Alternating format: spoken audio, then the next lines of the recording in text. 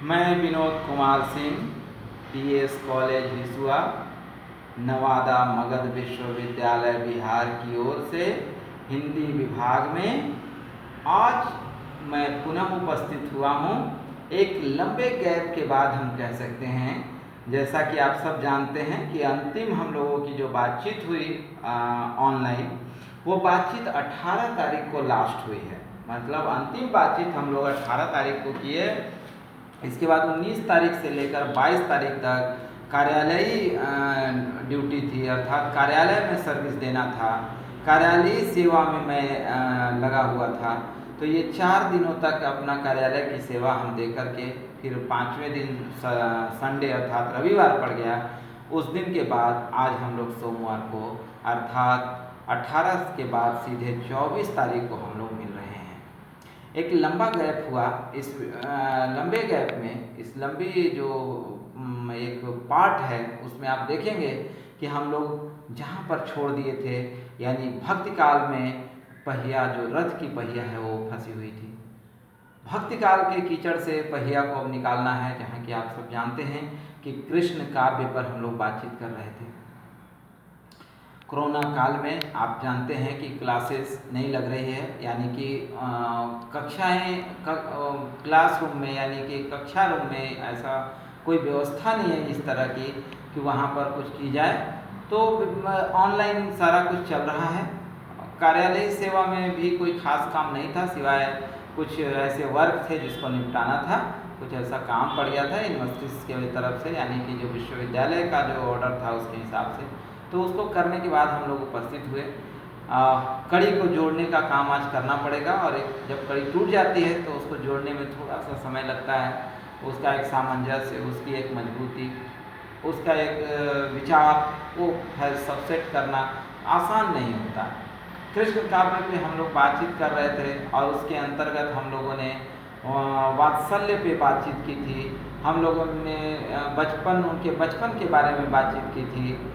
आज हम लोग कृष्ण के केवल इस बात पे बात करेंगे कि कृष्ण जो है वो वैष्णव रूपी हैं, यानी विष्णु के रूप हैं। कैसे? आप देखें, जब साउथ में यानी कि दक्षिण में जब भक्ति की शुरुआत हुई, उस समय भी भक्ति की शुरुआत में शैव और वैष्णव ये दो ही धर्म पटल पर आए। आप जानते हैं, इनके बाद जब वही भक्ति रामानंद लेकर के और उत्तर की ओर आते हैं, तो वहाँ पर उत्तर की ओर इसको प्रबल शक्ति मिलती है, प्रबलता आ जाती है इसमें। कारण ये था कि उत्तर भारत में गरीबी, भूखमरी, परेशानी, और यहाँ तक कि आप कह सकते हैं कि बीमारियों ने भी कहर बरसा रखा था।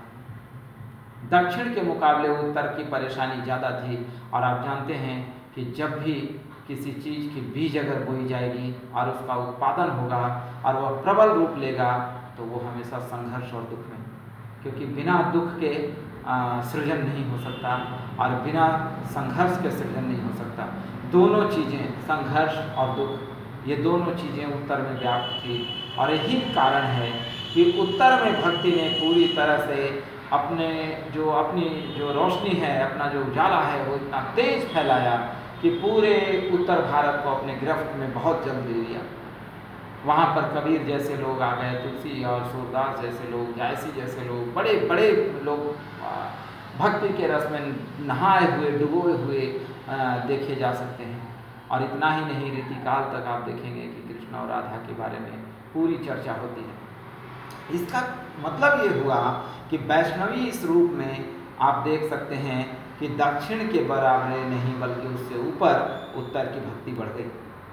कारण हम अभी बता ही रहे थे कि आप सब जानते हैं कि एसी में बैठ करके आप कविता लिखेंगे तो नहीं लिखी जाएगी, क्योंकि आप किसी के दुख के बारे में एसी में बैठे हुए या मलाई चाटते हुए और जूस पीते हुए नहीं कर सकते।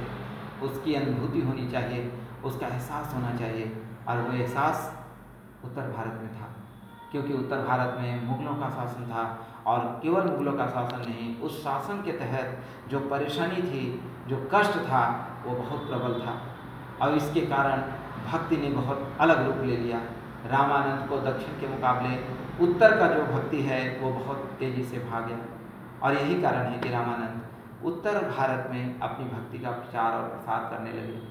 नतीजा यह हुआ कि आप देखेंगे कि उत्तर भारत में भी दो तरह की भक्ति सामने आई, एक निर्गुण एक सगुण। ये पहले से व्याप्त थी, लेकिन यहाँ आकर ये दोनों ने अपने अपने किनारे लिए और फिर नदी के ये दो किनारे आपस में तो नहीं मिले, परंतु नदियों का जो पानी है वो मिक्सअप हुआ और तुलसी भी निर्गुण पर बात करते हुए थके नहीं। और वहीं आप देखेंगे कि कबीर के यहाँ भी राम के बिना रचना नहीं हुई। इसका मतलब ये हुआ कि नदी के दो किनारे आपस में मिल तो नहीं सकते थे, लेकिन दोनों के बीच में जो बहता हुआ पानी है, बहता हुआ जो जल है, वो निर्मल है और साफ है। दोनों के अपने अपने अर्थ हैं, अपनी अपनी मंजिल है, और इसी मंजिल की तलाश में भक्ति का पूरा प्रलोभ चलता रहा। तब आप देखेंगे कि सगुण धारा के अंतर्गत राम की भक्ति बहुत तेजी से बढ़ी और फिर कृष्ण की भक्ति चली, और कृष्ण की भक्ति ने इतना प्रबल रूप लिया क्योंकि उस भक्ति में प्रजाई रूप था, प्रजाई रूप, जिसको हम अर्थगत कहें तो हम कह सकते हैं कि जनता का वह रूप जो केवल एक ईश्वर में नहीं बल्कि एक मनुष्य में व्याप्त है, और वो मनुष्य जो पूरी प्रजा के बीच में सबका दुख सुख समझने वाला है। उस एकता के प्रतीक श्री कृष्ण को हम केवल मुगलों के लिए केंद्र बिंदु या संकेत नहीं मानते, बल्कि वो बिंदु पूरे भारतवर्ष को एक करने के लिए सफल है। इस एकता के तहत आज की कड़ी केवल जोड़ने का काम किया जा रहा है। कल इस पर विस्तृत बातचीत होगी कि कृष्ण कैसे भारत के अखंडता के लिए जाने जाते हैं, इस पर हम लोग कल बातचीत करेंगे। आज के लिए इतना ही रहने दीजिए, और फिर कोरोना वायरस से हम कहेंगे कि बचाव के तहत आप सब घरों में सुरक्षित क्लास लें, ऑनलाइन क्लास में जुड़े रहें, आप आपस में डिस्कशन खुद में भी करें, और फिर शिक्षकों से भी आप अपनी राय सहमति ले सकते हैं। कहीं भी कोई परेशानी आए तो शिक्षक आपके लिए हमेशा सुबह से शाम तैयार है।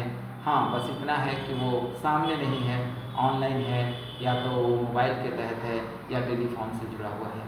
लेकिन भक्ति के इस रस में नहाते हुए हमें यह उम्मीद है, पूर्ण विश्वास भी, कि आप सब ज़रूर इस पर विचार करेंगे और भक्ति की एक दो किताबें पढ़कर आप अपने आप को मजबूत करेंगे और परीक्षा के लिए तैयार करेंगे। जैसा कि आप सब जानते हैं सितंबर में पेपर भी होना है, तो आप सब तैयारी भरपूर करें। और हो सकता है अगर कोरोना ने सब कुछ ठीक किया, सारा मामला सेफ हुआ, तो निश्चित रूप से कॉलेज भी यानी महाविद्यालय भी खोल दिए जाएंगे, और फिर क्लास की जो शिक्षा है वो सबसे इम्पोर्टेंट है, सबसे महत्वपूर्ण है, और उसकी शिक्षा सबसे प्रबल है। आज के लिए इतना ही। बहुत बहुत धन्यवाद। नमस्कार।